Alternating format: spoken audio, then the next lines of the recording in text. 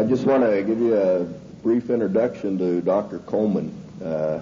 I've been studying this for a long time and seeing what's happened to our country, and you know, it's kind of sad in this country that you have to come to a meeting on Saturday morning to get the truth. You can't turn on the television because you sure don't get the truth there. So we sure appreciate everybody coming out. But in order to do that, I ran across Dr. Coleman's work. And when you've studied this and looked for the truth, and it's a pleasure to find somebody like Dr. Coleman that'll bring you to a new level of what the real truth, who's really behind what's going on in this country. None of this is an accident. This is orchestrated. This has been planned and plotted and is moving right along. And if the only thing that you can do is be informed and learn what's going on, who's really behind it. And nobody does that better than Dr. Coleman. He's an author of 3 books. He has a table back here. I recommend that you look through his material. It'll bring you to a new level of information as to what's going on in the country as well as the world. And this is the only country left that stands between the country as we know it, or the world as we know it, and the New World Order, which will drastically change everybody's lives, as Dr. Coleman will tell you.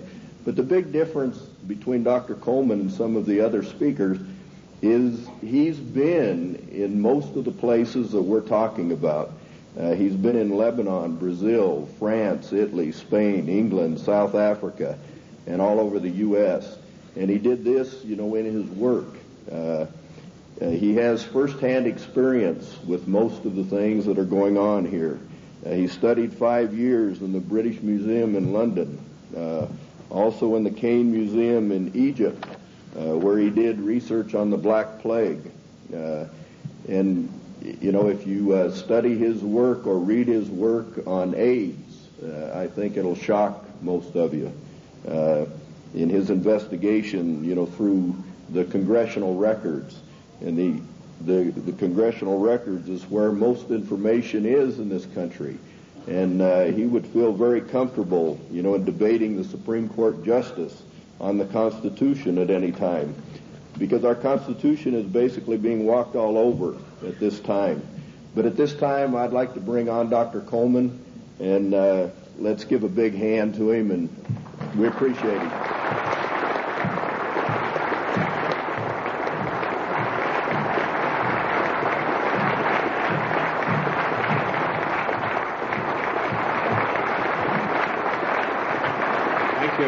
Thank you. Ladies and gentlemen, thank you for that great welcome. It's indeed a great pleasure for me to be among you here this morning. Looking at all these big fellows around the place, I feel a little small in stature, but I would remind you what Wellington told the German General Blücher at Waterloo when he rode up to inspect Wellington's troops. He saw the Scotch and the Irish guards on the hillside. He rode through them and he turned to Wellington and said, "They're rather small, aren't they?" And Wellington said, "Yes, but they don't run away."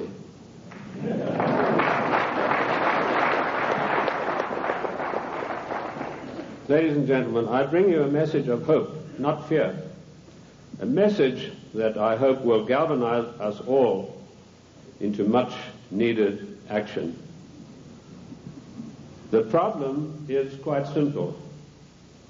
Anarchy and chaos prevails in Washington, D.C. because the federal government has seized powers to which it is not entitled to and is passing masses of laws that are 100% unconstitutional. And when you get men setting themselves up as greater than the Constitution of the United States, you get anarchy and eventually tyranny. Now, I'm paranoid. I'm going to admit to you right up front. But let me tell you what the real meaning of the word paranoid is. It is a man or a person who has the ability to link events that seemingly are not connected. That is the true meaning of paranoia, or being paranoid. Of course, it's been used by our enemies the socialists, the Marxists, the liberals, the so-called progressives, to smear us. How many times haven't I heard it said of me, that fellow's paranoid? Yes, I'm glad to admit it, because I have the ability to connect events that are seemingly unconnected. And when you do that, you begin to arrive at the truth.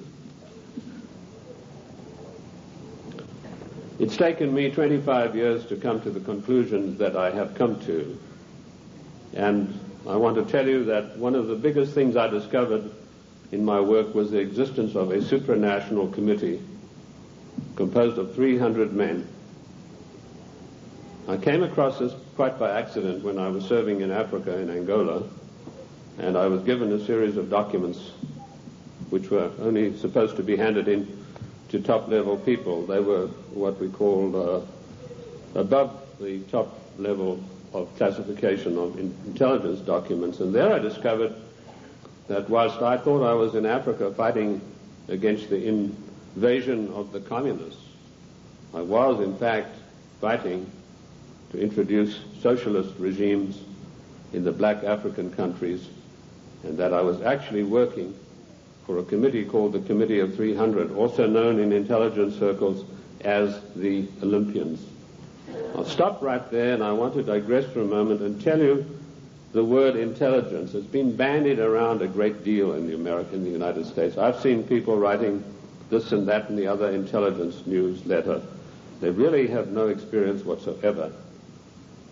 In 1986, I wrote a work called Mind Control, Metaphysics, Extremely Low Frequency Radiation and Weather Modifications. And in that work, July the 8th, 1986, I said that the top-level intelligence organization in the United States was the National Reconnaissance Office, far bigger than the CIA and any of the other intelligence agencies. And by the way, we have about 10 different ones in the United States. And I even had the audacity to give the address of this organization. 3 weeks ago, Mr. Sam Donaldson, the gentleman who wears that beautiful toupee so effectively, he came on with a program in prime time, and he said, this is one of the biggest scoops that ABC has ever had. And he told about the National Reconnaissance Organization. The exact same thing that I published 8 years earlier. I tell you this to set the stage so that you'll understand I do have some experience and that I know that of which I speak. You know, the American people are somewhat like the Irish.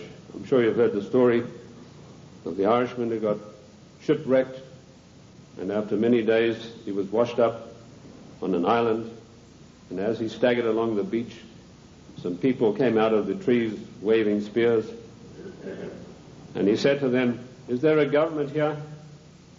And they said, yes. He said, well, then I'm against it.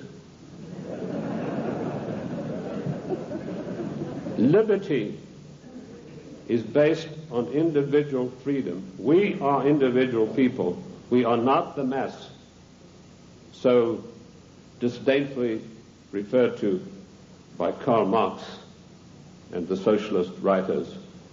We objected to a tax of a penny a pound on tea when King George of the Venetian Party of the North, now that's probably the first time you've heard that expression. It took me 5 years of digging in the British Museum in London, which I consider to be the finest repository of knowledge in the world, to come up with that name. That was what the party of King George was called, and we'll come to the reason for that. But our colonists said, we're not going to pay this penny a pound on tea. Today, we are being driven on our knees by a tyrannical government which is imposing all sorts of taxes upon us, and worse than that, trammeling on and tramping on the Constitution of the United States of America, which is the second greatest document in the world next to the Bible. And if we could rebel against the mighty powers of King George III, the most potent force in the world at that time. Then, ladies and gentlemen, it is time that we rebelled against a federal government that is trammeling the Constitution underfoot every day of the week.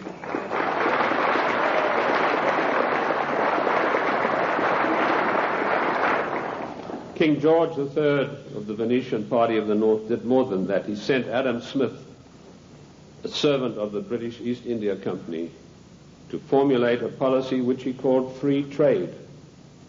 And by the means of free trade, Adam Smith, a greatly beloved economist of the Marxist, the socialist, and the liberals, hoped to bring the small manufactories and the industries established by the colonists to their knees. Let me tell you unequivocally that free trade is piracy. There is no such thing as free trade. We have to reject this constant brainwashing to which we are subjected. Free trade began with Adam Smith and the British East India Company. Now, who is the British East India Company? They played a massive role in the history of the United States of America. Only you are not taught this in your schools or in your universities, but you need to know. In my book, The Committee of 300, which took 20 years of research, and incidentally, I was only a little bit behind with Karl Marx. He spent 30 years in the British Museum in London, where he got most of his things from. I point out that the British East India Company was the most powerful trading company in the world. They made their massive monies out of the dope trade. They first grew prime poppies in Kew Gardens in Kensington, London, got the best producing opium poppies. They then shipped them to Benares in India, where they began a massive plantation of poppies, opium producing poppies. They then used their famous tea clippers to transport the poppies in the form of raw opium to China. And by their military force, they imposed an opium policy on China that turned the Chinese nation into a nation of addicts. And they enforced this policy, which was known to the royal family and Lord Gladstone, the Prime Minister, and every one of the lords and ladies in England. And they made a massive, huge fortune. In researching these documents in India House in London, I came across some of the manifests of the old tea clippers and the numbers of kegs of opium they carried and the values. And I totaled up these things, and I found to my astonishment that if we took 1970 as an optimum year for profits in General Motors and Ford, in 1 year, the opium trade with China was 3 times the profits of the combined profits of Ford and General Motors in 1970. And this was shared by 300 people. That was the committee that ran the British East India Company. They all had equal voting rights. They could not outvote each other, and of course they were sworn to secrecy. The descendants of the British East India Company today run the United States. And I will hope to prove my thesis as we go along. They also interfered in the development of the United States on every occasion. They armed the Indians, they armed the people against the settlers who were pushing west. They ran the Hudson's Bay Company. They also ran so-called mission stations in China and got these missionaries, who were really not missionaries at all, to push opium on the Chinese. And I remember a conversation with the late Gamal Abdel Nasser of Egypt, Prime Minister of Egypt, President of Egypt, and Mohammed Aikel, one of the top journalists, with Chow En-lai.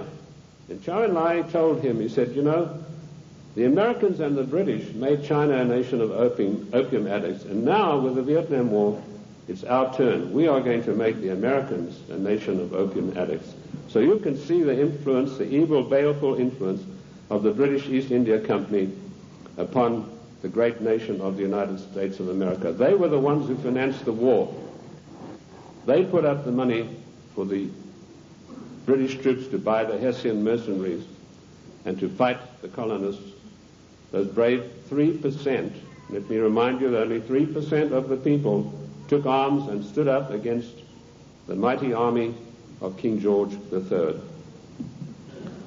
We are 3% here this morning, but that's enough for us to withstand the mighty force of the federal government of the United States of America.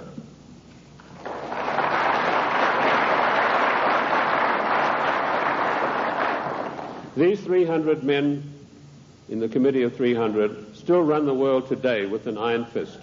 Their wealth is untold, cannot be measured. I know I looked at some of the records that I could find in Italy, in Rome. I've done most of my work on location, and this has always been invaluable to me. And I came across the families in Italy who were called the fondi, meaning the people who had all the money. They were all members of the Committee of 300, the Lucatis, the Recanatis, the Volpi du Miseratis. These people are so wealthy that they would make David Rockefeller look like a piker. That is how rich they are. And this is the committee that runs the world. Now, in my book, The Committee of 300, I name every one of them. This is not a book that talks about they. It gives you specifics. And I must say I do the same thing in my new book, Socialism, The Road to Slavery, which was 10 years in researching. On July the 4th, 1789, George Washington told the Congress, it is necessary for us to impose tariffs to protect the manufactories of our colonies. That was the first trade barrier. Now, let us dispose for once and for all with the words that have been implanted on our minds, like isolationist, and you are for restricted trade, and you are against global trade. The United States of America did not grow great on global trade. The United States of America grew great on the hard labor of the people who lived in those days and the wise protection barriers put up by President George Washington, because immediately after the war they tried, the British, to try to down the United States through so-called free trade, which is nothing but piracy. Free trade, ladies and gentlemen, is a one-way street which allows other countries to dump their products on our markets to the detriment of our own people. That's what free trade is. It's strictly a one-way street. The trade barriers were increased by Lincoln, Garfield, and McKinley, and all three presidents paid with their lives for that policy. Disraeli was particularly incensed with Lincoln. Disraeli was the British Prime Minister at the time, and he ordered British MI6 to assassinate Lincoln, which is what they did, the same way as British MI6 publicly executed President John F. Kennedy at a later time. Our founding fathers and our presidents saw the value of trade barriers. They realized that we, if we wanted to progress, were not to be the dumping ground of the world. And I'm going to leave that subject for now and return to it later. The format that I want to use this morning is the type of questions that are most often asked of me. I've spoken to hundreds of thousands of people across the United States and worldwide, and I've been on many, many radio shows, and these type of questions, we note them, and this is what comes up most of all. Who and what is the Committee of 300? Well, I've dealt with that. I've told you this is a supranational body that knows no boundaries, respects the laws of no countries. The first time that they were publicly announced was by a German socialist by the name of Walter Rathenau. Now, I'll give you some background of Walter Rathenau. He was the financial advisor to the Kaiser of Germany, and he was also the financial advisor to the Rothschilds, the French family Rothschild. So he must have known what he's talking about. He made an astonishing statement in 1934. He said, there is a committee of 300 men that rule the world. They are known only to each other, and nothing happens without their consent. When former head of state Mikhail Gorbachev visited the United States a few years ago, flanked by George Bush and Quayle, he opened his Gorbachev Foundation in the United States. And he let slip, he said, this is being done with approval of the Committee of 300. CNN cameras were on him. They immediately switched. Now, I wrote to CNN and I said, could I have a transcript of this program, which they said was available. I never got a reply. I followed it up with letter after letter, but nothing ever came of it. The point I'm trying to make, ladies and gentlemen, is that the federal government, the secret upper-level parallel government that runs the United States, does not want you to know that you have an upper-level parallel government that calls the shots, that dictates what is going to happen to your life and mine. So that's how I found out about the Committee of 300.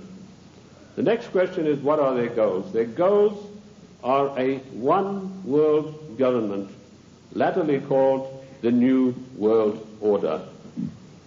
The one-world government began with King George III. At the time that the colonists were brave enough to take him on, King George was already busy formulating a one-world government, and he had lined up at least 50 countries that were willing to come into this future world dictatorship with him. The goals then, very simply stated, are to make the world over into a one-world, new world order dictatorship controlled utterly and completely by this Committee of 300. How can they possibly carry out their goals? That's the next question that I'm often asked. They do it by dint and by virtue of their fantastic wealth and the fact that they control thousands of the top banking institutions, the political organizations, insurance companies. In fact, one of the giant insurance companies, a man called me and said, do you mean to tell me that they are controlling the Metropolitan of New York? I said, the Metropolitan of New York is peanuts. He said, how can you say that? That's a giant American company. I said, well, compared with the Assicurenzi de Generali de Venezia, it's peanuts. That's the biggest insurance company in the world. They control in that organization everything that happens in the world in the insurance field comes out of Venice. That's why Venice is so important, because in Venice we have the black nobility. Now that has nothing to do with the color of the skin of the people, and I'm going to come back to them as we go along. So the goals are a one-world dictatorship of the most brutal kind, and how they carry it out is they have these interface banks, insurance companies, mining conglomerates, every conceivable control in politics, including the Democrat Party of the United States, which is, of course, since 1980 behind closed doors at a secret caucus in Washington, D.C. The Democrat hierarchy took on the goals of the old Socialist Party USA, i.e., based upon the Communist Manifesto of 1848. If you have a copy of my book, and I'm not pushing it, but in my book, The Committee of 300, I list every one of their huge, gigantic corporations, how they interface. And this, ladies and gentlemen, is an eye-opener, because it gets right down to the nitty-gritty of your everyday life in the cities and towns across the United States. So they carry out their goals through existing organizations. And also, of course, they have built up some special organizations of their own. When I first started writing in America, when I came here in 1969, I revealed the existence of an organization called the Royal Institute for International Affairs, which is located at Chatham House in 10 St. James Square in London. I also revealed the existence of the Club of Rome, the Cini Foundation, the Mont Pelerin Society, the Order of St. John, which was known but not known. And I listed all of these secret societies that run the world as executive arms of the Committee of 300. So it controls the world through all of these. The Royal Institute for International Affairs is the executive arm of this committee, which gives instructions to the United States government to this very day. The chain of command is as follows. Every Secretary of State that has been appointed since 1919 is appointed by the Royal Institute for International Affairs. That may come as a shock for you. You think you vote and you put a conservative in the White House, and then he appoints supposedly or allegedly conservative people to carry out the policies that you wanted him to implement. Surprise, surprise. I ask you to find me a conservative Secretary of State since 1919. And if you search diligently and apply the correct rules, you will come up blank. Every one of the Secretaries of State was chosen in London by the Secretary of State, as was Wilson, the President Wilson, as was Roosevelt, as was James Earl Carter. He was specially chosen because he'd had 3 mental breakdowns, and they felt he would be a good guy to manipulate. Oh, I'm talking facts. I'll tell you the story of that. In my World in Review news magazine, I wrote that, James, I'm digressing a bit here, but it's necessary to do that now and then. It's not a sign of a bad speaker, although I don't put any laurels around my own neck. But James Earl Carter was not a known entity in the American scene. I first heard of him through my intelligence contacts, particularly my French sources, who were one of the best in the world after MI6, and he told me, your next president is going to be a peanut farmer from Georgia. And I said, how come? He said, right now they're meeting at the Dorchester Hotel in London. And if you get your fanny over there, he said, you'll find that there's a lot of goings on you might like to look at. And lo and behold, that's what was happening. The Royal Institute for International Affairs had ordered David Rockefeller to find a candidate who was totally weak, preferably a little mentally weak. And they put one of the greatest brainwashing specialists in the world, trained by the Tavistock Institute for Human Relations, Dr. Peter Bourne, on the job. And he said, it's funny you should say that. One of my patients is a guy from Georgia, James Earl Carter, and this guy can't take rejection, and he's been to me 3 times for a nervous breakdown. So they hiked Carter over to London and feted him at the Dorchester Hotel, which is a very ritzy place. And they feted him and wined and dined him. And the next thing we saw, Time, Newsweek, every newspaper in the country, James Earl Carter. Now we, in our little magazine, World in Review, we told those of our subscribers, this man is your next president. We also did exactly the same thing with William Jefferson Clinton, because we had the story of the Club of Rome. We knew who Agnelli was. We knew that Agnelli had had a huge love affair with Mrs. Pamela Harriman, and that Mrs. Pamela Harriman was the doyen of the Democrat Party, and Mrs. Harriman had been given the task of finding the next president of the United States, a socialist. And she picked up Clinton and said, you're our boy. But there's one snag. Clinton went up there brushing his forelock back, said, well, you know, there's one problem. My wife's left me. So Mrs. Harriman was dumbfounded. She said, well, you better give it back in a hurry. And he said, no, she doesn't want to come back to me because of my tryst with other women. That's how he put it. My philanderings would have been a better word, but he said tryst with other women.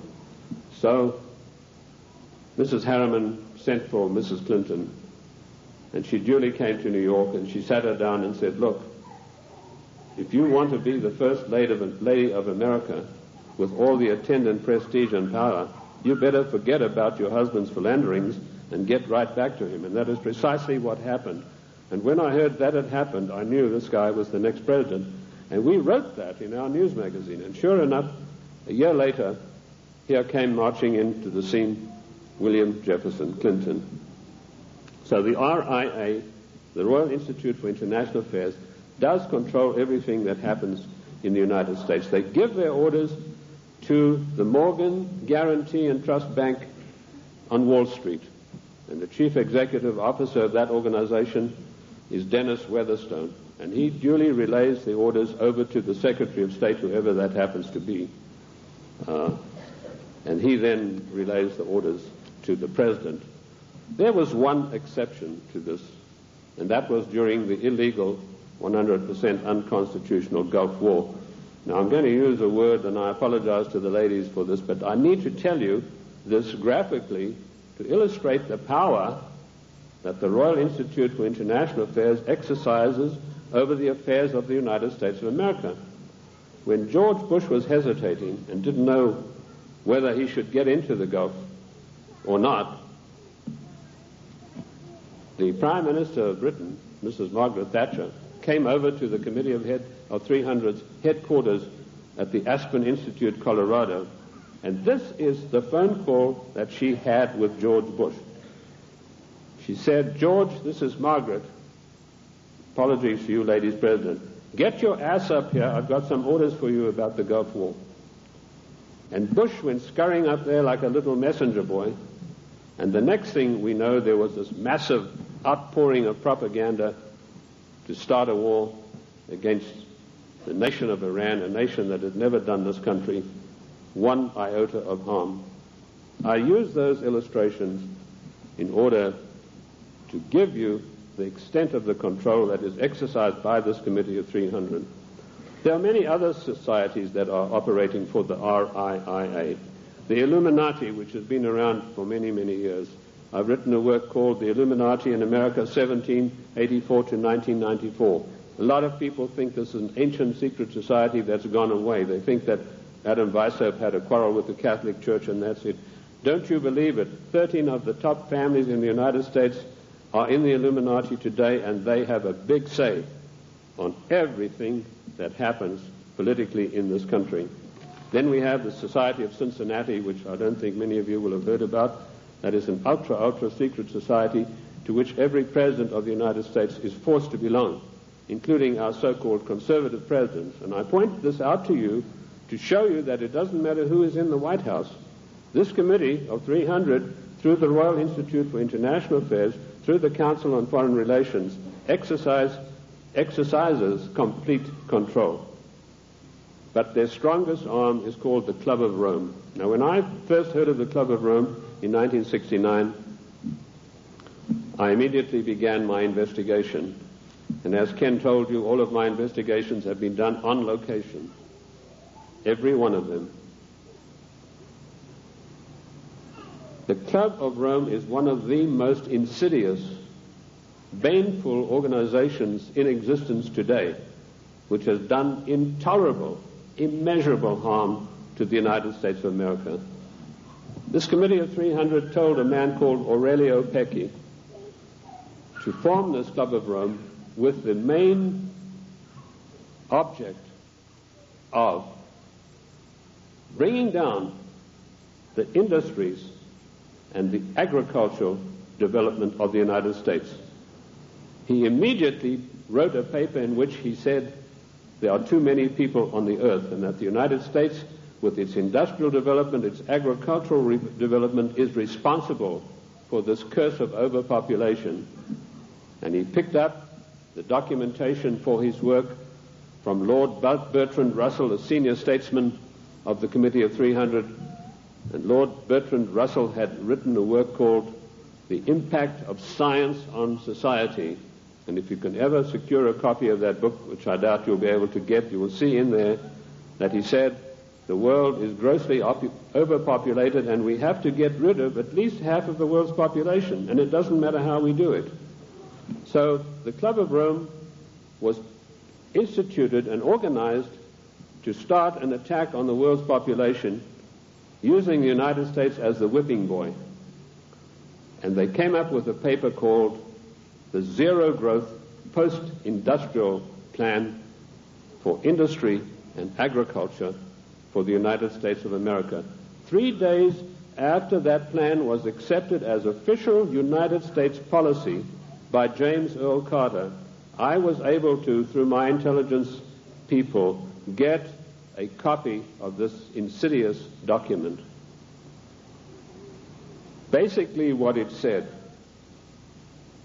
was that the middle class in the United States of America had to be destroyed because in the coming push to a world order, the middle class would be the stumbling block because history had shown that the peasant class in ancient days, when they had revolted, were just easily crushed. There was no resistance. But now had grown a new super class of people in the United States called the middle class, who had long-term employment, who had job security, who were well paid, who could afford to buy the products that were made by the United States and didn't need to buy products from China or anywhere else. And the Club of Rome post-industrial zero-growth paper said, this has got to stop. We have to bring down the middle class of the United States. And the way that we will do this, the way that we will accomplish this task, is by crushing their industries.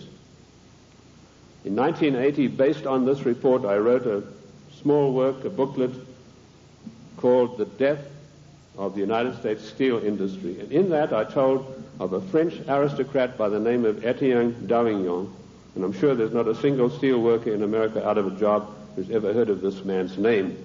But they put this aristocrat onto the job of destroying first the steel industry. In my book in 1980, I said that by 1985 we would have silent blast furnaces. The rolling mills would be stopped. There would be no more shipbuilding. We'd have thousands of skilled workers who'd passed the skills of their trade down for generations, who were forever dispossessed of their jobs. If you go to the northeast United States today, ladies and gentlemen, and I've just been up in Cleveland where I had a very good radio address I gave there, you will find that what I said in 1980 has unhappily come to pass. In 1970, the United States had 5,000 ships built by good United States know-how, using good United States steel. 5,000 ships sailing the high seas. Last year, we had exactly 270 such ships. And at least 50,000 steel workers permanently out of a job, jobs that will never come back. What happened? Did we suddenly lose our marbles? Did we suddenly lose that great American know-how of getting things done? Did we lack finances? Did we run out of money? No. None of those things happened. What happened was this dastardly Club of Rome had sent their emissaries to the United States to deliberately destroy our steel plants. And they did it by opening the doors of so-called free trade. And everybody who signed the NAFTA treaty and everybody who signs the GATT treaty when it passes is a traitor and a seditionist.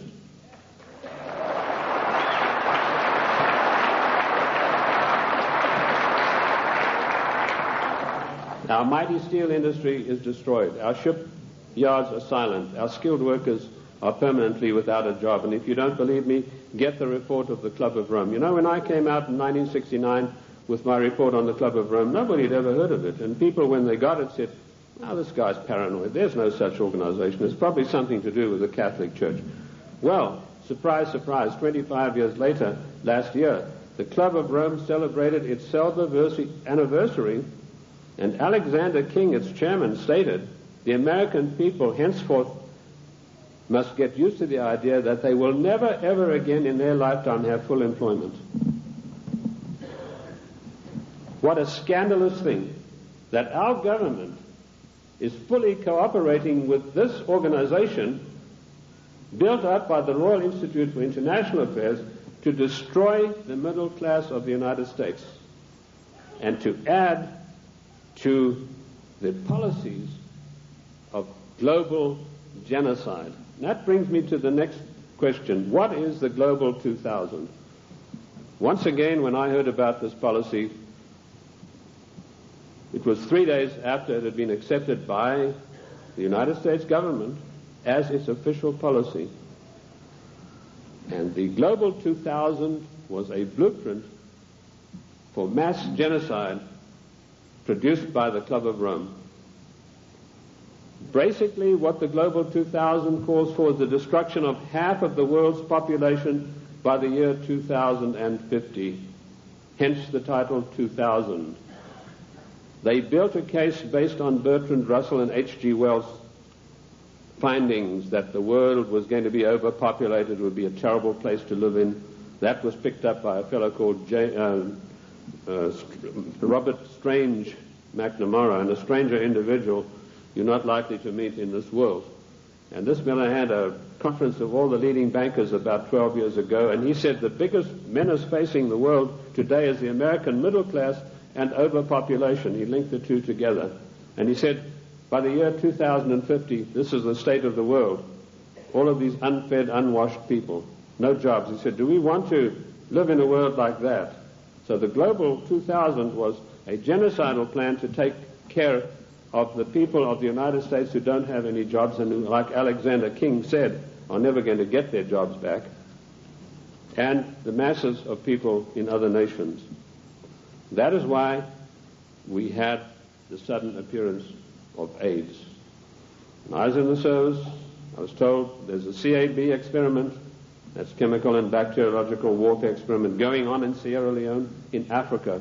That's a remote corner of Africa, West Africa, just above Liberia. If you look at your map, your atlas, and you'll see where it's located. Why Liberia? Extremely hard country to get to. You have to fly from London.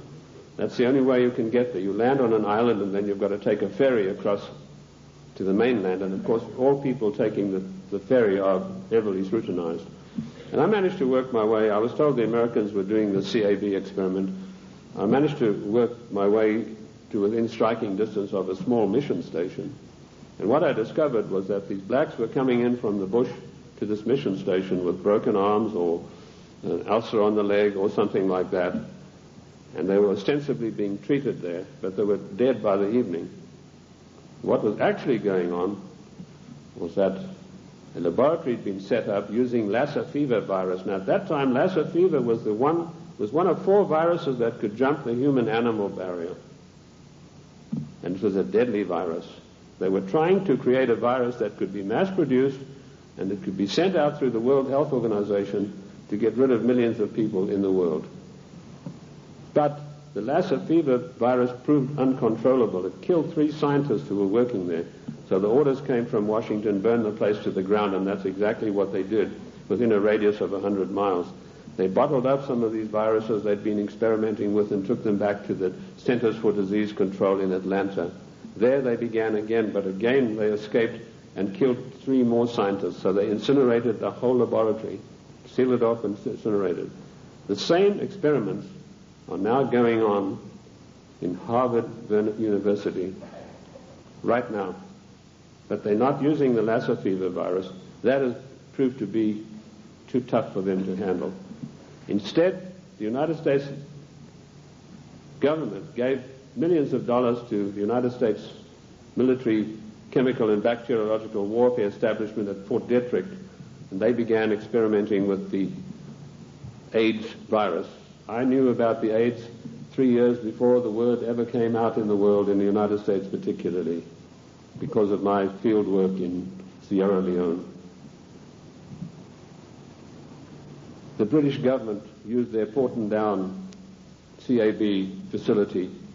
It's easier to get into the Bank of England vaults than to get into Porton-Down. All the deadliest viruses in the world are being crafted there, in pursuance of the goal, the Global 2000, to decimate the world. Shortly after this experiment had finished at Fort Detrick, the World Health Organization started a massive vaccination campaign. They said, for once and for all, we're going to wipe out the scourge of smallpox. They chose Africa and Brazil, launched a massive vaccination campaign. Immediately, AIDS began to appear. Thousands and thousands of people began dying of a strange new virus, which the World Health Organization then said had come from the bite of a green monkey. They forgot to tell you the green monkey's been there for centuries, and he'd been biting people, if he ever did, for centuries, but no disease of that nature had ever occurred. The World Health Organization deliberately took this virus, which was crafted from a series of animal viruses, including Medievisna sheep, which destroys the brain, which is why you find AIDS patients get dementia probably first before any of the other AIDS-related complex diseases appear. And they began vaccinating innocent people on a massive scale, and they began dying like flies. Why Africa and why Brazil? Because those 2 countries had the biggest black population in the world. And I want to tell the black people of the United States of America, do not trust the Democrat Party. Do not trust government. Do not believe that government is your friend. To you, to them you are dispensable, the same way as we are. Millions of people died. I went through Uganda on an inspection tour, and I saw whole areas decimated where previously there had been small towns and villages. There was not a living soul in sight. And that is going on today. The AIDS epidemic is completely out of hand. It swept the world. It's been swept under the carpet in the United States of America. We were told that this is a disease which is passed by homosexuals. True enough, but that's not the primary cause of it. This is a crafted virus that was spread throughout the world to decimate the population. Coming behind them, and we reported this about 2 years ago in our World in Review news magazine, is the Vibro 19 cholera virus, a deadly killer. You get this cholera in the morning. If it's not immediately treated with massive doses of expensive antibiotics, you'll be dead in a day and a half. This epidemic swept India, carrying away millions of people. I don't know if you've heard of it in the press. I doubt it. Behind that is a deadly strain of malaria, and some of our forces in Somalia contracted this disease, a strain of malaria which acts almost like the HIV virus. It attacks the human immune system. And behind that, the Black Plague. Now, you've had some experience with Black Plague recently. Experiments were conducted in this area and in California with the Black Plague, distributing them, these plague viruses, to definitive areas by means of enfolded scalar waves using extremely low-frequency radiation, which was a warfare technique developed in 1934 by the great Soviet virologist V.A. Gertchev. This is not Buck Rogers stuff, ladies and gentlemen. This is today's deadly truth. So some of the Indian reservations were targeted, and all of a sudden they began dying of Black Plague.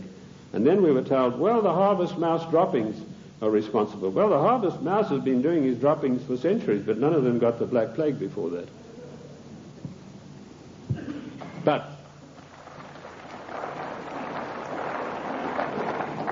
what happened immediately following the so-called population control meeting in Cairo? There was a sudden and violent outbreak of Black Plague in India, and it is still going on, and it is not under control.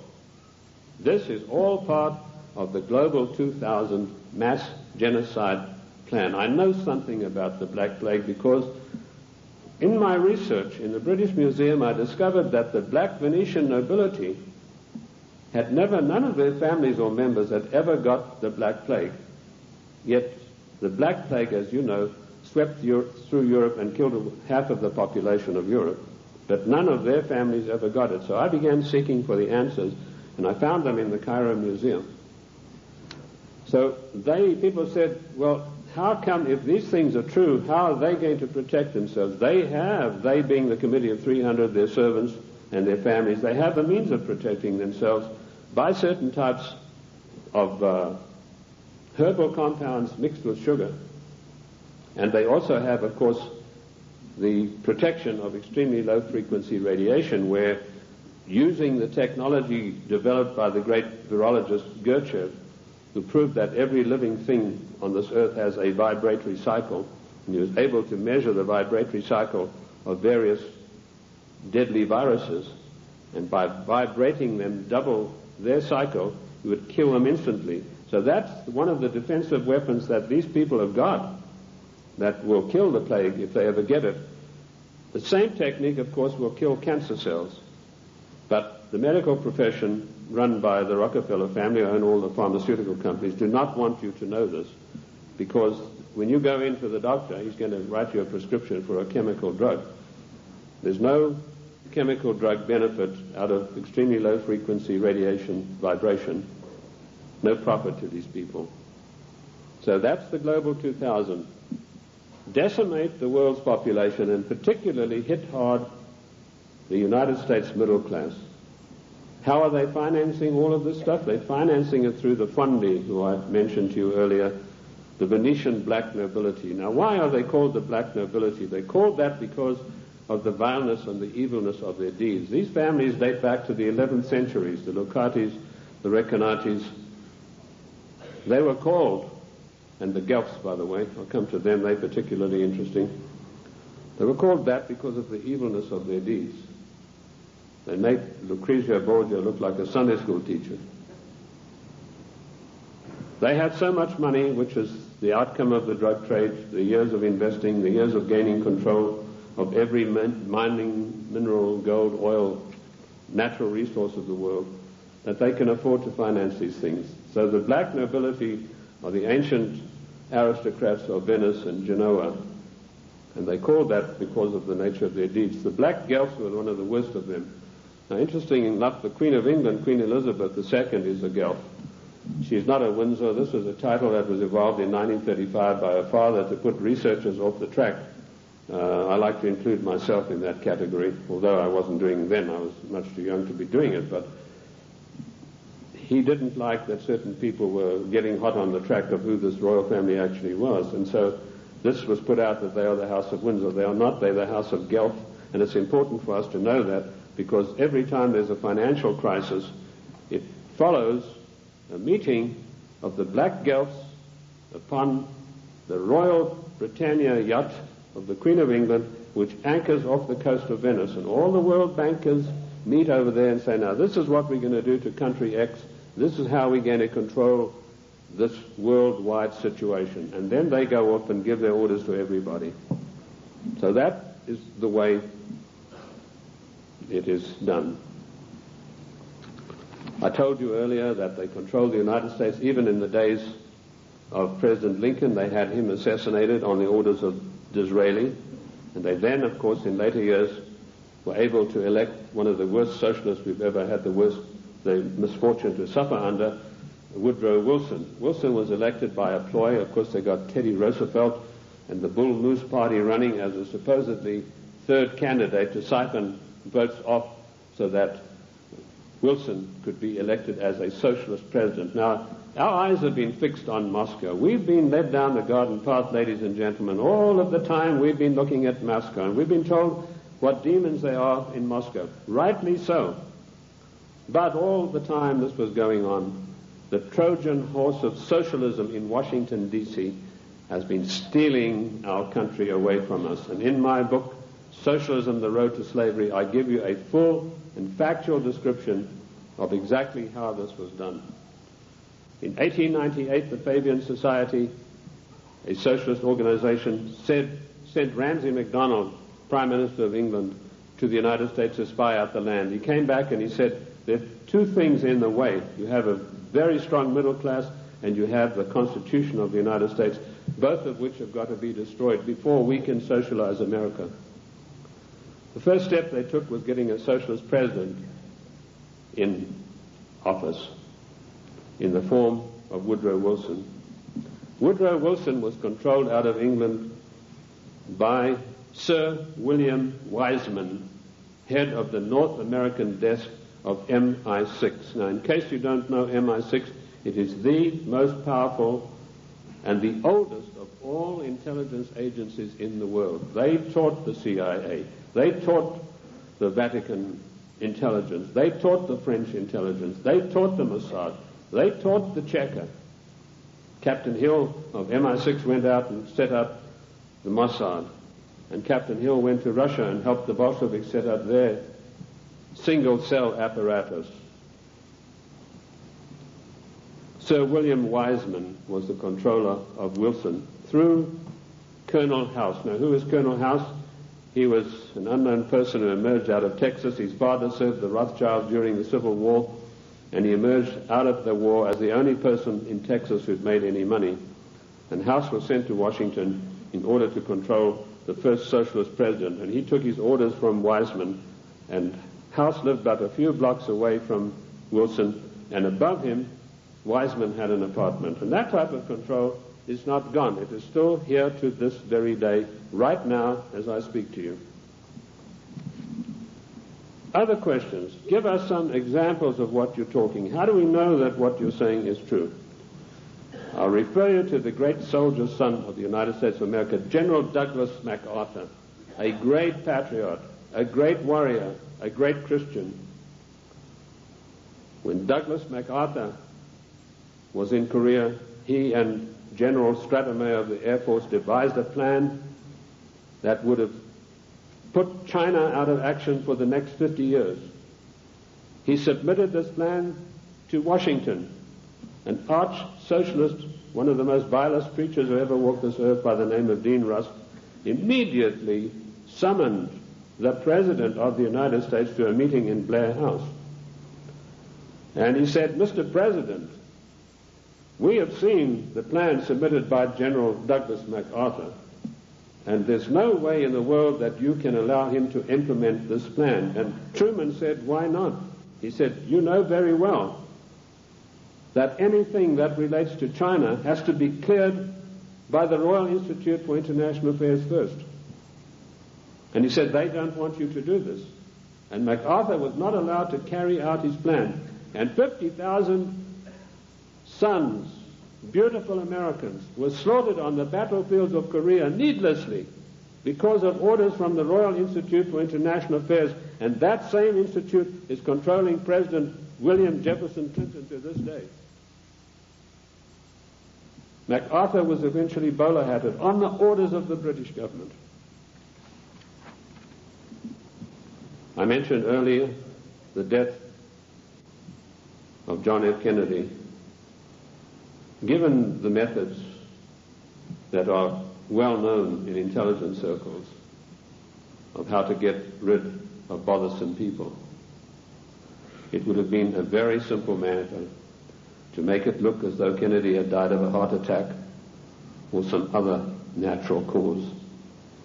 Instead of that, in order to warn every president that would follow in his wake, every powerful person in this country in the know, you do not kick over the traces. You obey us, or you will see what will happen to you.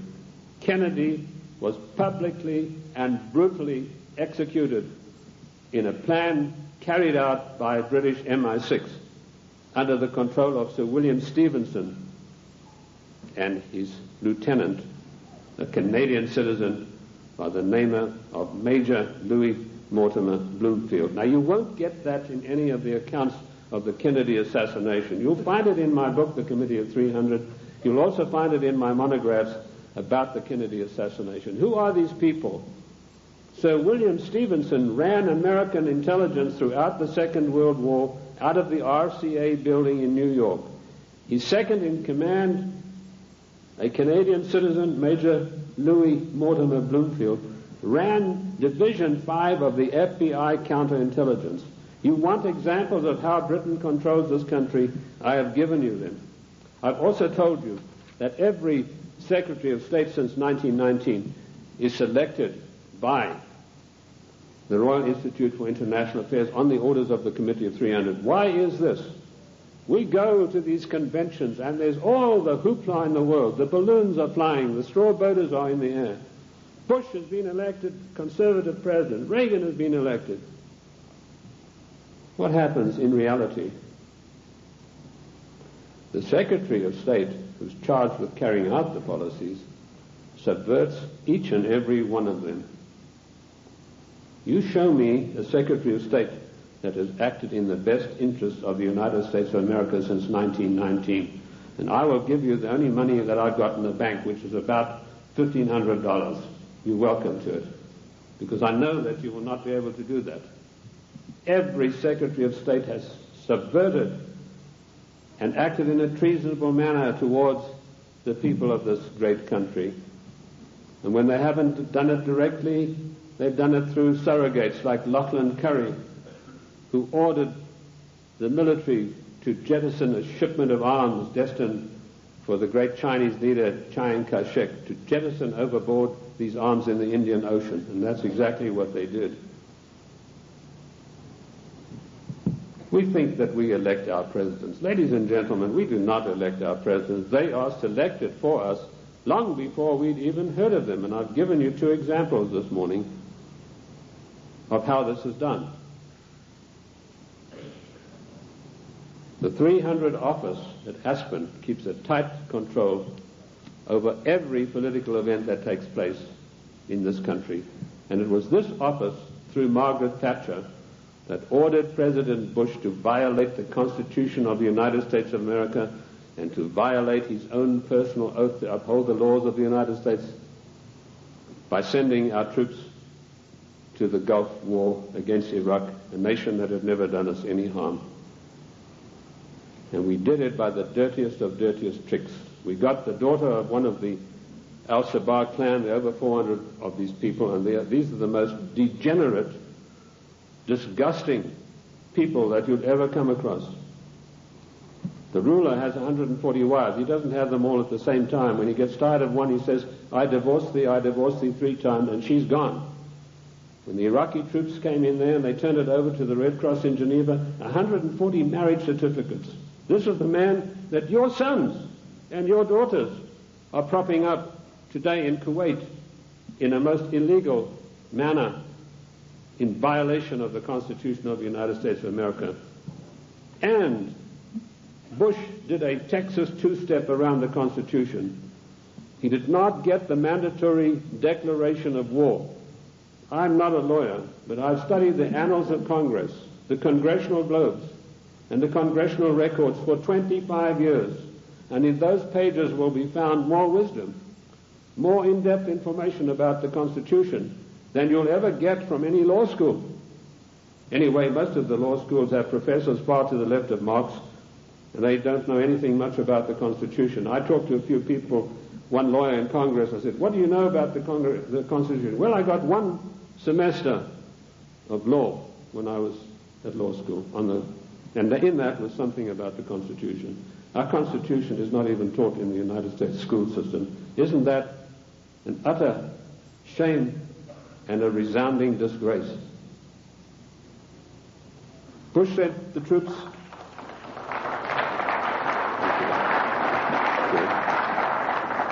Bush did not get a constitutional declaration of war. This is a very difficult area of the Constitution. It's probably one of the most complex areas of the Constitution.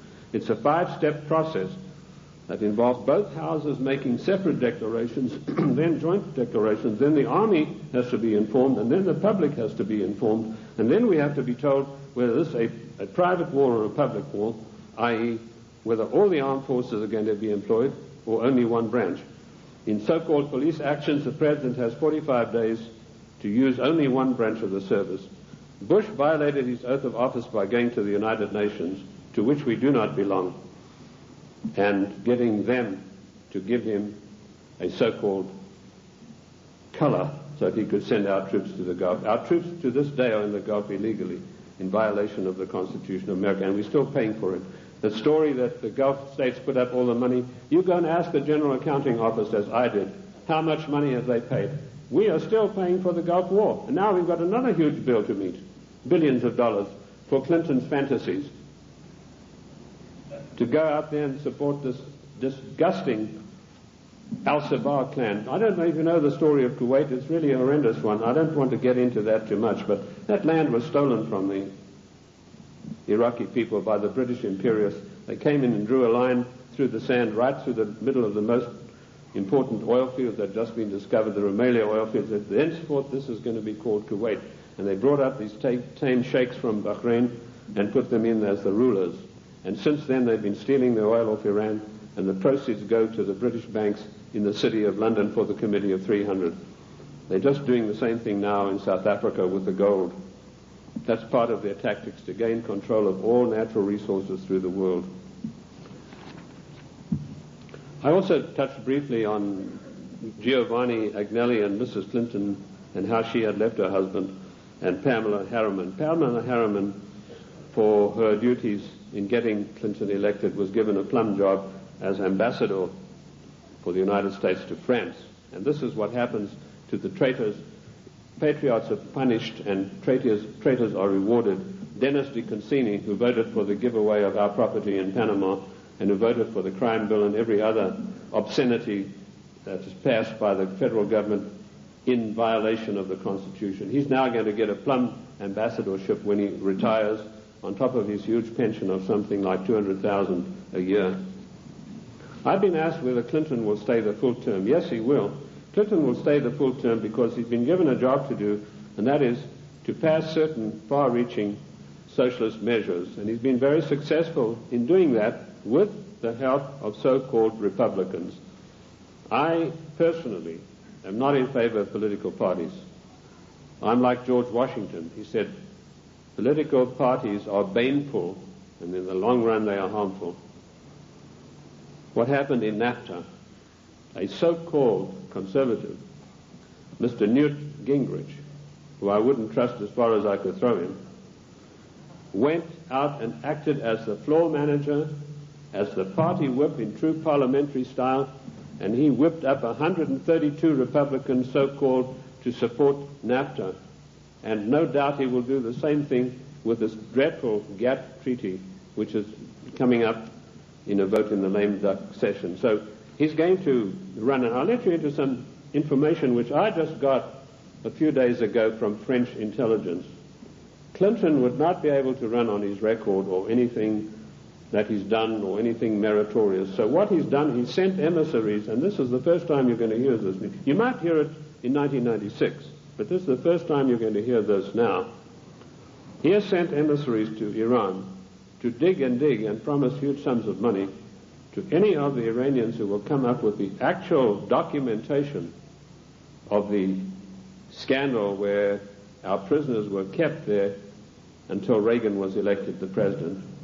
And if he can come up with this documentation, he's going to keep them. In 1996, he's going to come out and say to America, I have here documentary proof of how bad your Republicans are, President Bush and Reagan. Look what they did.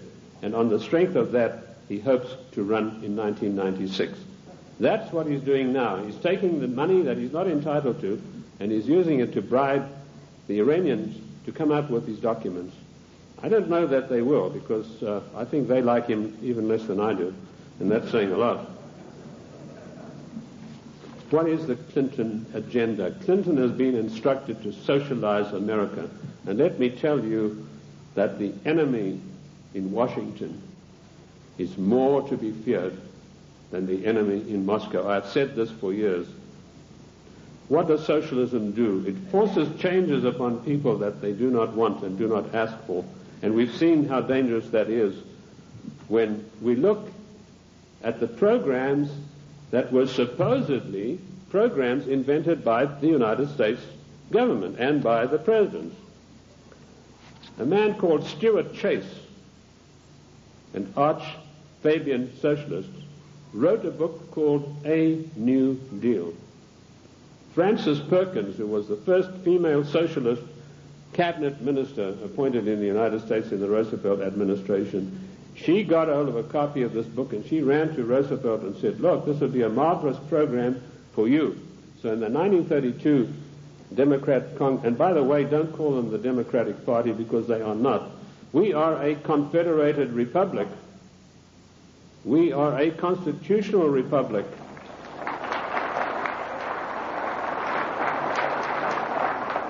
In a confederated constitutional republic, you cannot have a Democratic Party. You can have a Democrat Party, and that's what we should start calling them. But she ran up, and Roosevelt was so enamored with this deal that in 1932 they hastily changed their platform, and he came out and announced his New Deal, which is a verbatim, word-for-word program taken from Stuart Chase's book, Socialism, A New Deal. Then when Kennedy came along, he adopted as a wonderful new program called The New Frontier.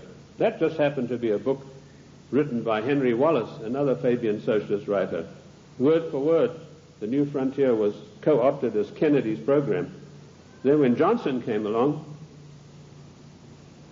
he came out and started talking about the Great Society. Now, what was the Great Society program? It was another Fabian socialist book written by another fellow called Graham Wallace, no relation to the first Wallace, name spelled differently. So here we have three presidents of the United States following an outright course of socializing the United States of America. And of course, every president, including Reagan and Bush, has continued along those lines. And what do we have? Our Social Security. That was called the Beveridge Plan. In 1942, when Britain had its back to the wall, was losing hands down to the German armies in France, they needed something to buck up the population. So Sir William Beveridge came along with this plan. He said, we're going to abolish poverty in Great Britain. and they've started this beverage plan, which is the basis of our socialist social security plan. Note, I said socialist social security plan. That's how we got it. It was co-opted directly from the beverage plan, very eagerly embraced by Roosevelt. Socialism is a failure. Lenin was once asked, what is socialism? And he said, socialism, he said, no, sorry, I got the story wrong. He was asked, what is communism? And he said, communism is socialism in a hurry. And we have creeping socialism in this country today, which has nowhere to go but to communism. In the New World Order, one world government. That is the direction that William Jefferson Clinton is pushing this country as hard as he can go. And GATT is an integral part of that. The socialist policies of England failed miserably. They got the great Professor Harold Lasky of the London School of Economics. I once was asked to give a talk there, and it was me against 600 hostile left-wing students. And I had a pretty torrid time of it to start with, but in the end I did get a very good hearing from them. But that same Professor Lasky was sent to the United States to see how the Constitution could be got around. And he said, there's one good way we have to do it. We have to break down this provision that said there's no transfer of powers between the three branches. And we have that happening every day. We have Clinton calling himself the Commander-in-Chief, which he's not. I sent a fax to Colonel Oliver North the other day, in which I explained in detail what the Constitution has to say about the Commander-in-Chief. I hope he was able to use it. He said that Clinton is not the Commander-in-Chief, but he was saying it for the wrong reasons, for personal reasons. The Constitution is perfectly clear on this. It says that the President shall not be the Commander-in-Chief until such times as called into actual service by the Congress. And in my studies I came across this proviso that could only happen after a careful 5-step declaration of war mandated by the Constitution. And that is the sum and substance of the President's war-making powers. Unfortunately for us, during the time of the Civil War, Lincoln got the Congress to give him the power of habeas corpus, which is a privilege, by the way, not a right. And he was able to do things that were monstrous, which would never have been done. Why Clinton is telling everybody he's the Commander-in-Chief, it's not out of ignorance, as I pointed out to Colonel North in my facts. It's a deliberate, carefully crafted plan to get the people of the United States used to the idea that he is actually the Commander-in-Chief. And I tell you, he is not. The Constitution says he is not, and I can give you chapter and verse. Because should there a time come when he wants to take some drastic kind of action, he can then get Congress controlled by the Democrats, even a lame duck Congress, to give him the power of suspension of habeas corpus, and can say, as Commander-in-Chief of the United States Armed Forces, I hereby order XYZ to happen. It is a deadly danger, and we are fast asleep. I tried to alert Colonel North to exactly what's going on about the so-called Commander-in-Chief, and I only hope that he will put it to good use, because I do not have the same forum that he does. Anyway, socialism is a total failure. When it began to sink in England, they sent John Maynard Keynes, or Keynes. He said Keynes was a better word because it rhymed with brains, and this is the man who did in the economy of every Western country. And he came to the United States, and by his charm and good looks, he was a tall, well-spoken English gentleman, immaculately suited, connoisseur of wines and cheeses. And it was said of him that there was not a single lady who could resist his amorous advances. He was able to charm Roosevelt into giving the British government $3 billion to prop up their socialist programs. That wasn't enough. They then sent Harold Lasky and John Maynard Keynes for a second handout. This time they got $7 billion. And when Roosevelt was asked about this, he said, let's forget all of those silly little dollar signs. And the same thing is happening today in the field of foreign endeavor. We find a president giving away billions of dollars in foreign aid, which he is not entitled to do. I have searched the congressional records, the congressional globes, the annals of Congress, to find out if there is an empowerment for the federal government, our Congress, to dish out billions of dollars every year like a Santa Claus to foreign nations. And I could not find it anywhere. And where the Constitution is silent on a provision, it means it is a prohibition of that provision. What I did find was that when President Monroe was trying to get us involved in Latin America, he tried to get some money sent down there. And the Congress stood on its hind legs and said, this is a matter that's out of your purview. This is a matter for the Congress, and we deny you foreign aid because it's not constitutional.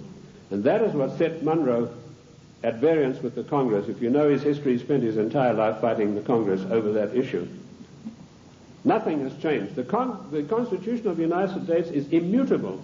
I violently disagree with Justice Ginsburg, who says the Constitution is flexible. The Constitution is not flexible. Our founding fathers meant it to be an immutable document that would stand the test of the ages of time and foil people like William Jefferson Clinton and Roosevelt and every other dictator that is going to follow, unless we stand up and take back our states' rights.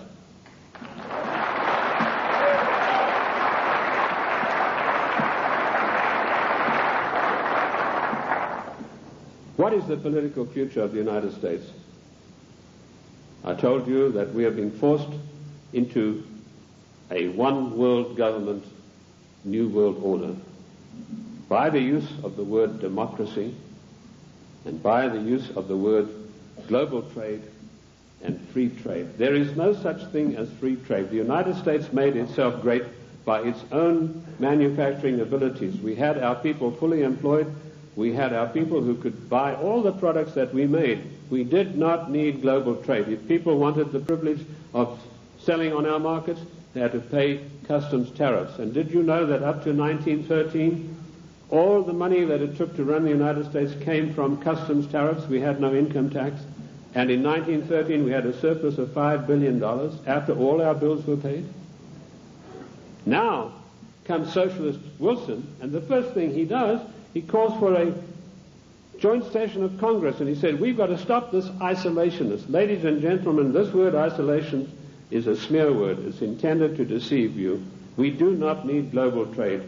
We need full employment. We need our people back in full-paying jobs. We need our industries revitalized. We have today 40 million unemployed Americans, and Alexander King has stated the policy of the Club of Rome, followed slavishly by William Jefferson Clinton. Americans can forget about full employment in the future forever. 40 million, those are the real figures. We have 25 million people underemployed, people with great skills who are acting as doormen in hotels, flipping hamburgers, for God's sake. These people, and they talk, Mr. whatever his name is, Reich or whatever it is, he says, oh, the Clinton administration has created 2 million new jobs. Well, I don't like to pick on his size, but I think it's gone to his head, if you get the drift of my meaning. There's no 2 million jobs of any magnitude being created. He's talking about makeshift jobs. We have the biggest underpaid, underemployment class in the world today, and we have the middle class totally destroyed by the socialist administration, and Clinton is hand in glove with him and going along with him as fast as he can go. We have become the dumping ground for the world's products, and that has put our people out of jobs, reduced our standard of living, the object of the exercise being that one day we shall be no better than a third world country as far as our standard of living. Take the shoe industry. In 1950, only 4% of shoes sold in America were imported shoes. Every president that came along knocked down the tariffs against shoes, imported shoes. Today you have China, Taiwan, Malaysia. 84% of shoes sold in America come from those countries, which means a total unemployment in the shoe industry of this country of over 250,000 people. Isn't that a scandal and a disgrace? That we open our doors and allow these people who we subsidize with foreign aid to come back and dump their products and put our people out of work. In future, historians are going to say, this was the maddest nation on earth to allow this insidious war to be waged against them. And that's what it is, ladies and gentlemen. This is a war to the death for the United States of America. The only thing that is making it unrecognizable as a war, there are no big drums being beaten, there are no flags waving, but we are being insidiously destroyed in a trade war. And GATT is a coup de grace to kill off the American middle class for once and for all. And while in passing to GATT, did you know that one of the provisions, I read the 26,000 pages of this GATT document, and I want to tell you, I don't believe a single one of our senators or our members of the House have read this document. One of the provisions that I found out is at birth, once GATT is in control, every child born in the United States will have to have an IRS number. Another thing that I found, the GATT financiers, and this is a massive bureaucracy, are going to come in and they are going to limit the type of dividends that you can earn on your investments from bonds. What happened? Immediately this news broke, the gnomes of the bond market took their money and they fled to Basel, Switzerland, and they put all their money in the Bank of International Settlements in gold, Swiss francs, and that's why you have the attack on the dollar going on today. This is a war to the death against the people of the United States. The Committee of 300 wants to reduce us through socialism into a nation no better than the third world countries. Look at this insidious GATT treaty. Do you know that the United States, the mighty United States, has one vote, the same as Kenya or Haiti? And we are going to pay 7/10 of the huge bill. And this organization is going to supplant the laws of this country. One of the provisions of the WTO is that their board will be able to go in and demand of individual states that they change their laws and take us to the courts if we don't do it. Where is the president who said he would uphold and protect the individual states and their rights to a republican form of government? This GATT treaty is one of the most insidious, unbelievable attacks on the United States that I've ever come across. Let me tell you that if the Russians were to drop a couple of nuclear bombs on Washington, and that might be such a bad thing, let me tell you that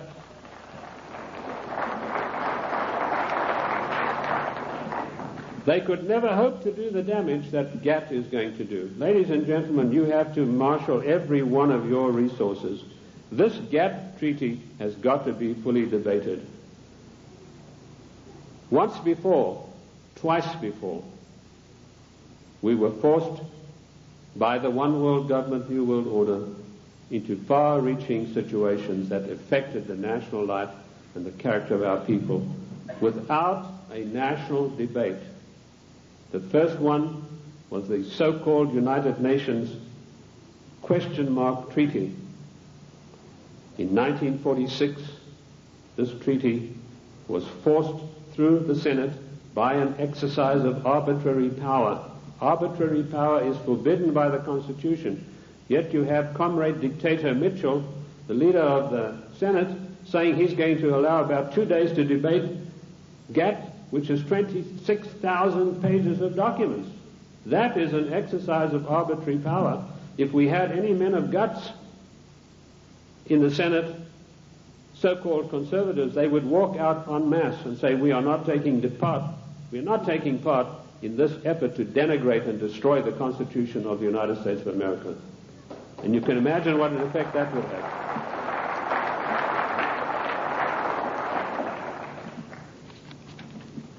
GATT will be allowed to be debated for 2 days, 26,000 pages, and some of the most insidious things that you've ever seen are in this document, and they all, every one of them, say GATT shall override all the laws of the United States. The President and our senators and our House members are supposed to uphold the law of the United States. If they sign GATT, they're guilty of sedition and treason. Period. That's it.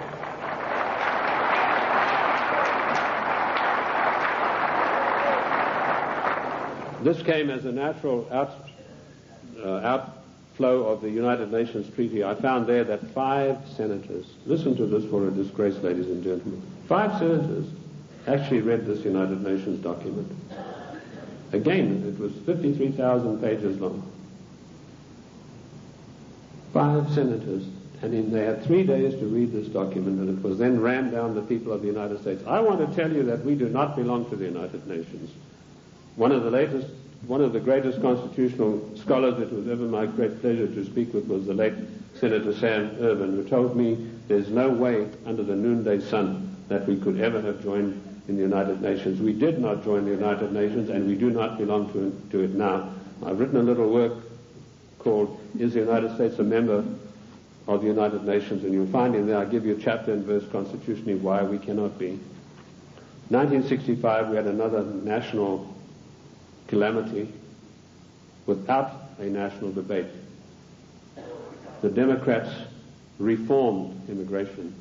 Now notice, every time some far-reaching thing happens, then the socialists come along with the reform. It's to reform health, which, by the way, Lenin said a national health plan is the arch of socialism. So now you know where Clinton got his national health program from. He took it straight out of the Communist Manifesto of 1848.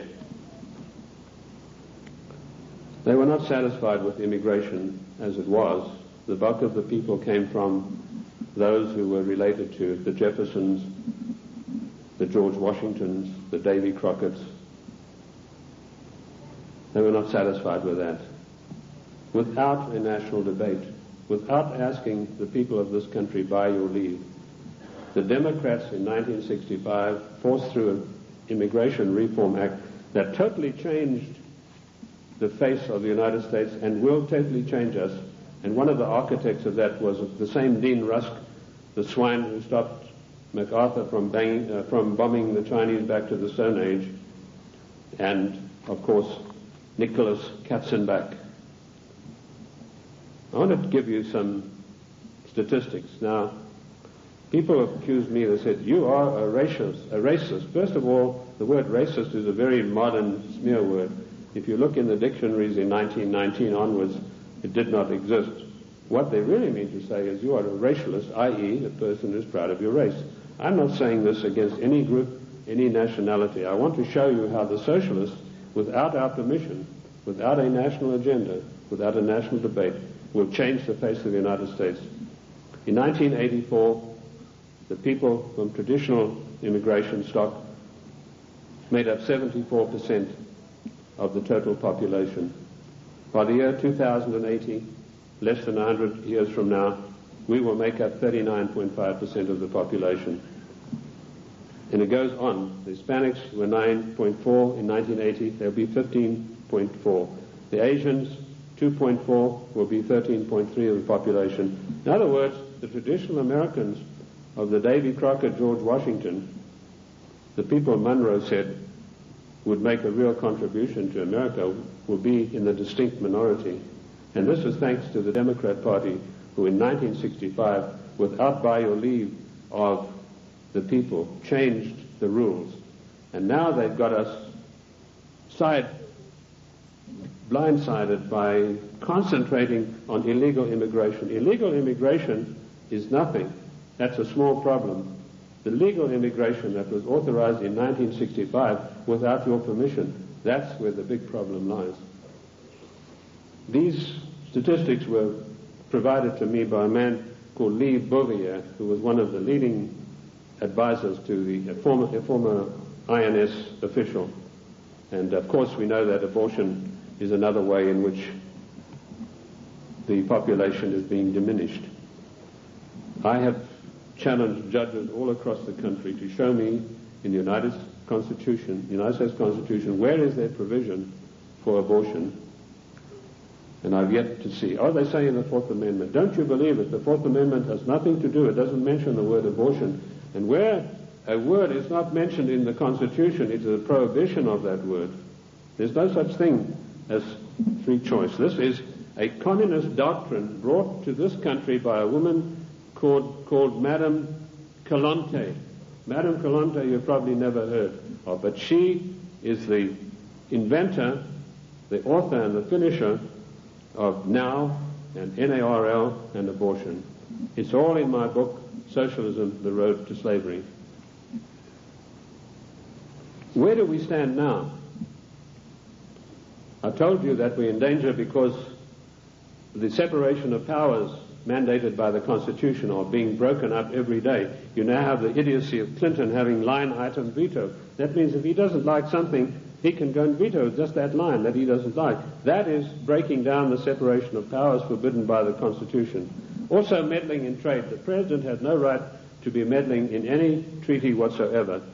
That is strictly for the House according to the Constitution of the United States.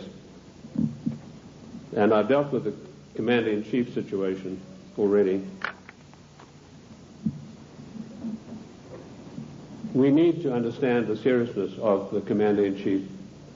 Lincoln said that if we allow this title, he said, we are then putting presidents where kings stood. And he said one of the most hated powers of kings was their ability to make war at any whim that came to their mind. And if we do not stop this Commander-in-Chief nonsense with Clinton, that's where we're going to find ourselves. We are already there with Haiti, and we are already there with our troops being sent to Kuwait. I want to tell you that the cost of the Middle East peace so far, to you, the American taxpayers, is $38 billion, and the clock is still running. Jordan was given $4 billion to sign this treaty. The other nations have been guaranteed credits and all sorts of things that will bring up the total to $38 billion for this so-called peace accord in the Middle East to come about. Of course, it's doomed to failure, but that doesn't matter. In the meantime, it makes the President of the United States look good. We need to understand something. I told you today there's anarchy and chaos in Washington. That is because the United States government is a government of strictly limited empowerment. It cannot just willy-nilly go making bills. For a measure to be introduced into the House, it has to be in consonance with or in pursuance of something already in the Constitution. If it is not, it is unconstitutional. And I've looked at 3,000 bills passed in recent years, and every one of them are unconstitutional because they were new things that some lighter-than-air incendiary fairy-head liberal said, well, I'm going to introduce this into the Congress. I'm going to have this law passed, like Dinah Swinstein's 19 assault rifles banned. There's no thing in the Constitution that would allow her to do that. Specifically, the 10th Amendment is very, very precise, and I can quote you 54 instances where this is mentioned in the Annals of Congress, the Congressional Records and Globes. The 10th Amendment is a restriction on the federal government. Our founding fathers were very frightened to give unlimited powers to the federal government. Daniel Webster said we must cage them like a lion. We must not give them unlimited powers. It is a government of limited powers, but particularly the 18 amendments. And just to make sure that the federal government would understand this, in the 18th Amendment, there's a little title that's very important. It says they can only do things that are necessary and proper. And I want to ask you, is rushing our troops off to Kuwait to protect the income of the decadent Al-Sabah family, whose money goes to the Royal Institute of International Affairs banks in London, is that necessary and proper for the United States to be doing? We don't get any benefit out of that. No. The 18th Amendment, necessary and proper. The 10th Amendment, the police powers of health, education, and police protection are entirely reserved for the states. And I can quote you 48 court cases from the Annals of Congress, from the statements made by the Founding Fathers.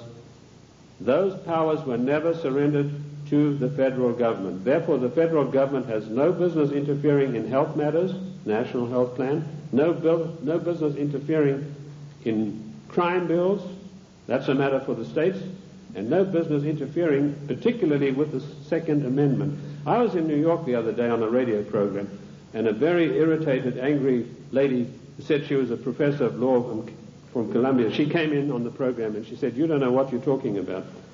She said, it's not a right to bear arms. I told her exactly what was what. And she said, well, if that's true, then voting is a right. I said, no, voting has never been a right. The only rights and the only civil rights we got are found in the Fifth Amendment. And that's all. Forget the 1868 Act. That was done when the United States, the southern states, were under occupation. They were occupied countries. Forget Nicholas Katzenbach's 1964 Civil Rights Act. The only civil rights we've got are those contained in the Fifth Amendment, and health, education, and police powers belong to the states.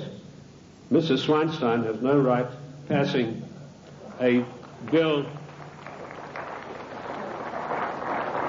classifying 19 types of assault weapons. What is an assault weapon anyway? Any gun is an assault weapon. That's what you use guns for. You use it to shoot people or animals or protect yourself. Any gun is an assault weapon. A knife is an assault weapon. You know, now they have this poor, almost idiot Brady running around the country. They're using him shamefully to push for gun control. This man doesn't know whether he's Arthur or Martha at the moment. This is not an issue of gun control. This is an assault on the Constitution of the United States of America in total. You cannot take one part of the Constitution and attack it and exclude the others. And this is what it is. It is an attack upon the Constitution of the United States of America. We need to understand about GATT. I'd like to go back to that a little bit. Michael Carpenter, the Attorney General of Maine, and 46 other Attorney Generals of the states wrote a letter to Clinton last July, and they asked him, please, Mr. President, let us have a national conference of all Attorneys General of the states on this matter. Clinton refused to answer him. Instead, he got his Hollywood lawyer pal, Mickey Cantor, whose only expertise in the world is running around with a Hollywood crowd. He's a Hollywood lawyer. And suddenly, Clinton puts him in charge of trade. Trade wars, GATT, is piracy. It will destroy the livelihood of the people of this nation. What is the situation facing us right now? There's an attack on the dollar. The gnomes of the bond market are fleeing. I've written a work called The Economic Implosion, Year of Crisis, 1995, in which I predict the collapse of our economic system as we know it today in pursuance of the GATT Treaty. One of the things I know for a fact that this will be an implosion, i.e. our system will collapse on the ground of which it now stands. It's not going to be an explosion that will scatter everything. And we know that GATT will come in and say how much you can get for your interest. They will also put the International Monetary Fund in charge of our finances, and banking in this country will be in the control of 5 major banks. That will help to control the situation and further destabilize the country. That is the aim and object of all of this. Once a nation is destabilized, it's very easy to deal with it and push it into a socialist new world order, a one world government. Ladies and gentlemen, I want to say to you today, the time has come for us to recognize that we are 50 individual nations. We have all the rights of an individual nation. We gave only limited empowerments to the federal government. They have grossly, flagrantly violated the concord that we have with them. Therefore, we, the masters, have the right to go to Washington and tell them, the servants, henceforth this concordat is severed, unless we understand from today all of these unconstitutional measures will be rolled back and a new system will come into being. The Federal Reserve Bank, that private enterprise bank, will be put out of business.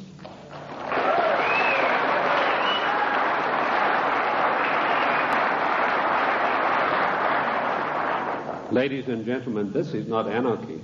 This is the God-given right of each of the 50 nations, of which the state of New Mexico is an individual nation. We are the only entity in the entire world that has a legal document that allows us to dissolve the federal government without resorting to violence and bloodshed.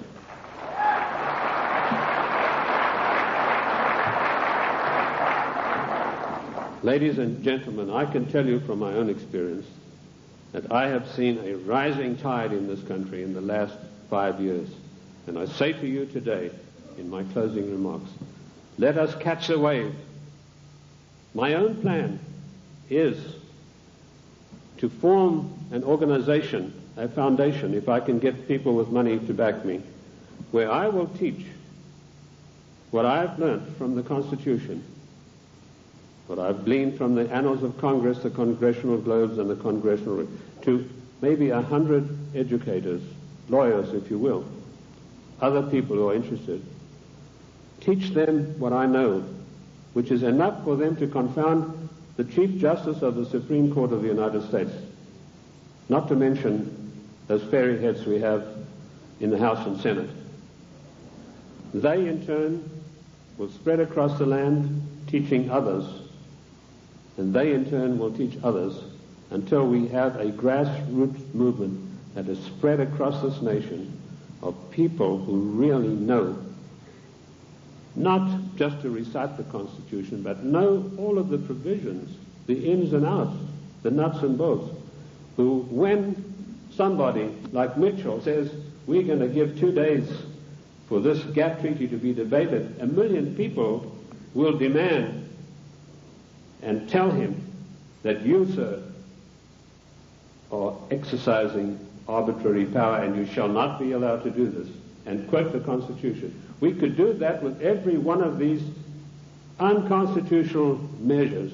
It is the federal government that is creating anarchy, not we, the people. Thank you, ladies and gentlemen. Thank you. Thank you. Thank you. Thank you. Thank you. Thank you.